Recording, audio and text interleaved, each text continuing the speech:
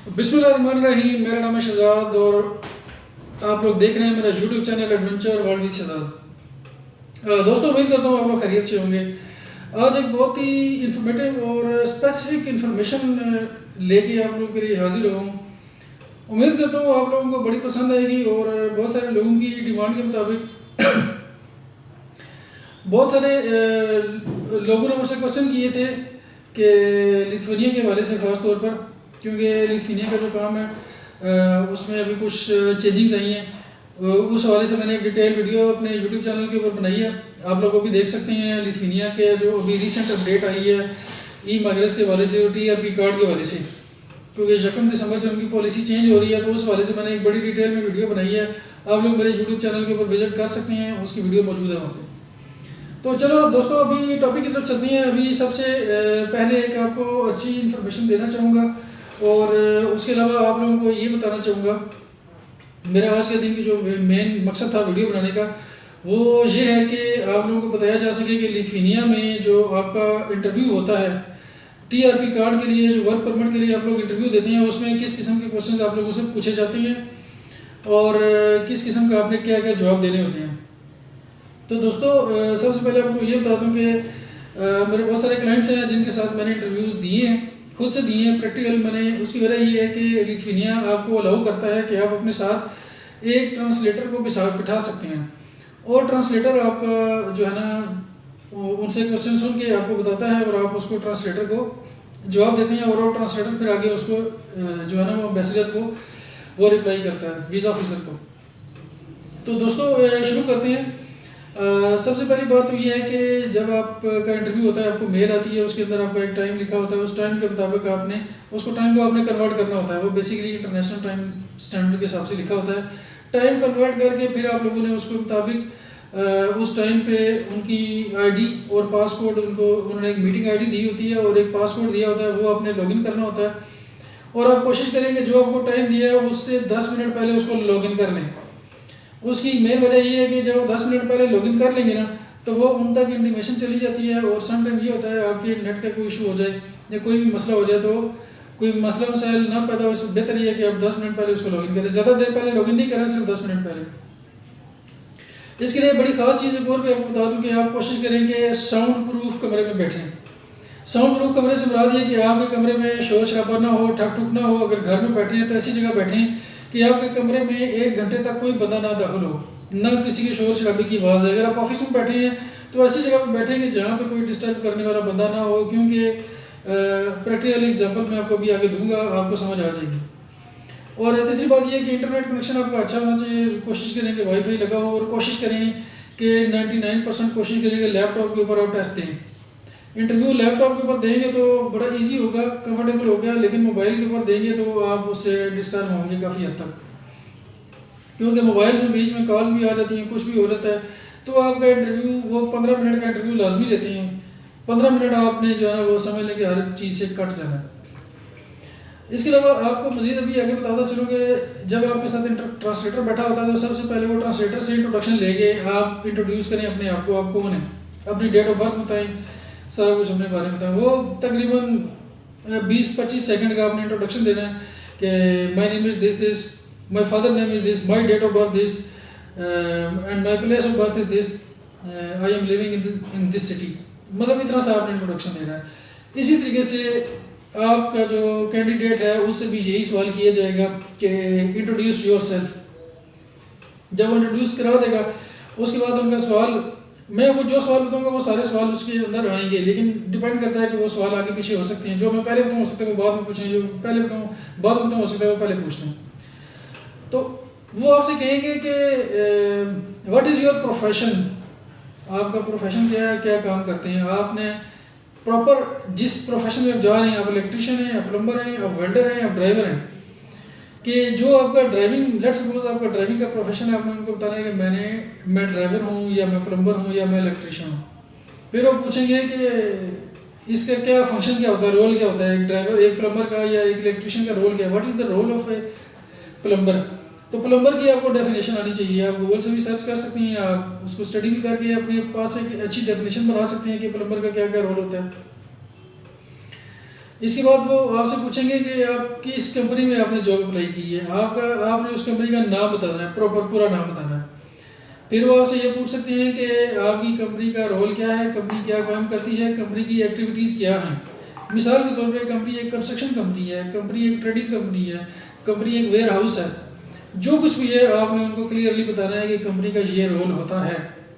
आप गूगल में भी सर्च कर सकते हैं, कंपनी का नाम डाल के उसके अंदर कंपनी का रोल लिखा होता है कि कंपनी किस पर्पज़ के लिए, कंपनी कंस्ट्रक्शन की है, बिल्डर्स है, जो भी है उसके अंदर लिखा होता है। उसके बाद आपसे ये पूछा जाएगा कि आपने ये जॉब कैसे हासिल की, कैसे तलाश की। आपने बताना है उनको कि आपने इंटरनेट के ऊपर या वेबसाइट के ऊपर या जॉब सर्च कर रहे थे, मुख्तलिफ वेबसाइट्स आप खोल के, तो वहाँ पे आपको ये कंपनी नज़र आई, आपने उसके साथ आपने उसमें अप्लाई की जॉब। वे पूछेंगे कैसे अप्लाई किया आपने कहना है कि हमने उस कंपनी के जो रजिस्टर्ड ईमेल एड्रेस था, उसी ईमेल एड्रेस के ऊपर अपने डॉक्यूमेंट्स हमने सेंड किए, तो वहाँ से हमने की। बाकी ये कि आप अपने कंसल्टेंट से भी ये चीज़ें गाइडलाइन ले सकते हैं कि वो आपको किस तरह के आंसर बताता है। लेकिन मैं आपको वो आंसर बता रहा हूँ जो प्रैक्टिकली हमने दिए हैं, जो जिस तरीके से इंटरव्यूज़ लिया है हमने, तो हमसे पूछे हैं, हमने जो आंसर्स दिए हैं। फिर उसके बाद वो आपसे ये भी पूछ सकते हैं कि आपकी सिलेक्शन कैसी हुई है।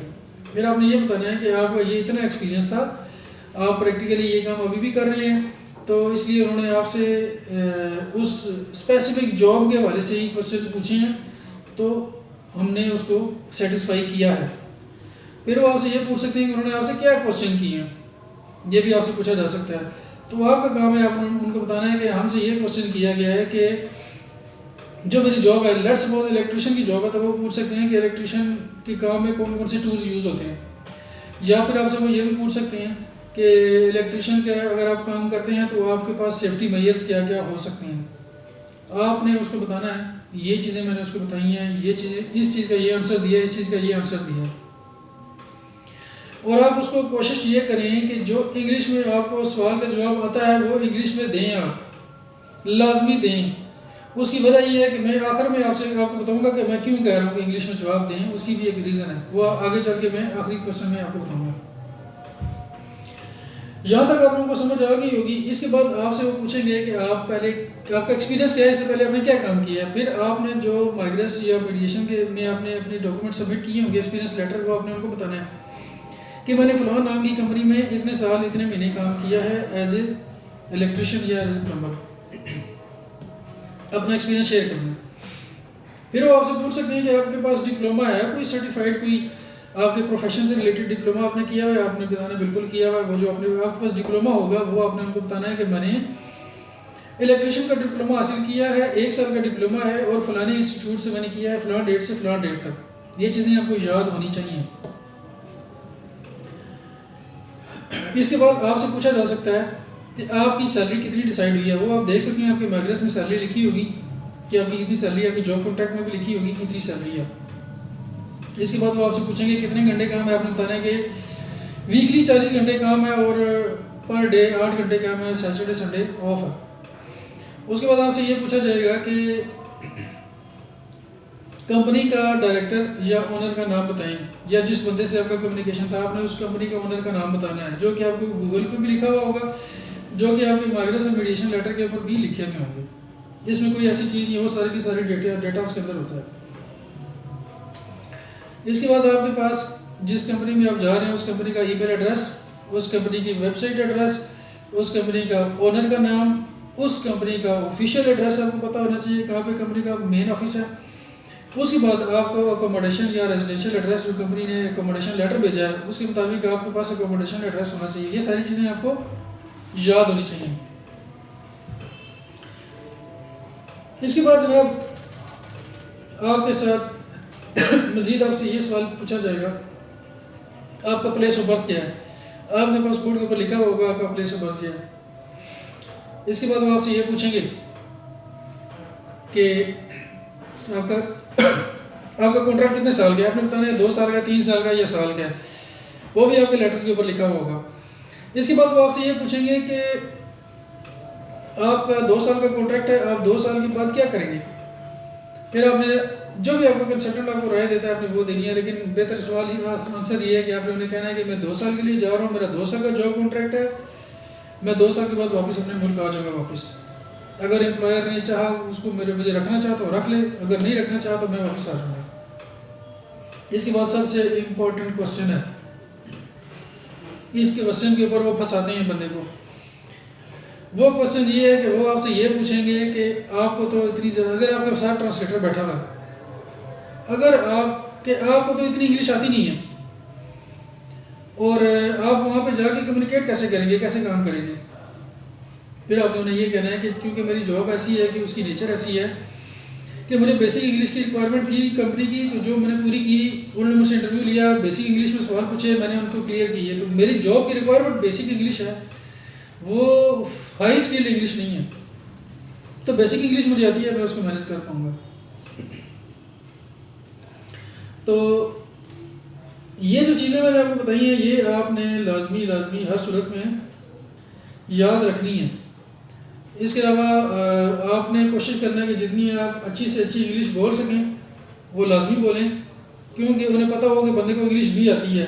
अगर आप बिल्कुल ही उर्दू में जवाब देंगे, ट्रांसलेटर आपकी जगह इंग्लिश में ट्रांसलेट करेगा, वो कहेंगे इसको तो इंग्लिश आती नहीं है, ये वहाँ पे कम्युनिकेशन कैसे करेगा, सर्वाइव कैसे करेगा? तो ये चीज़ें हैं बड़ी क्वेश्चनेबल। आपने ये चीज़ें ज़रूर मद्देनजर रखनी है कि जितनी इंग्लिश आती है वो आपने बोलनी है। सबसे इम्पोर्टेंट बात आपको और बताऊँ कि आपने किसी भी सवाल में फंसना नहीं है। अगर आपको जवाब समझने के आधा आता है, आप ज़रूर बोलें, उर्दू में बोलते जाएं, अपने ट्रांसलेटर को बताते जाएं, ठीक है?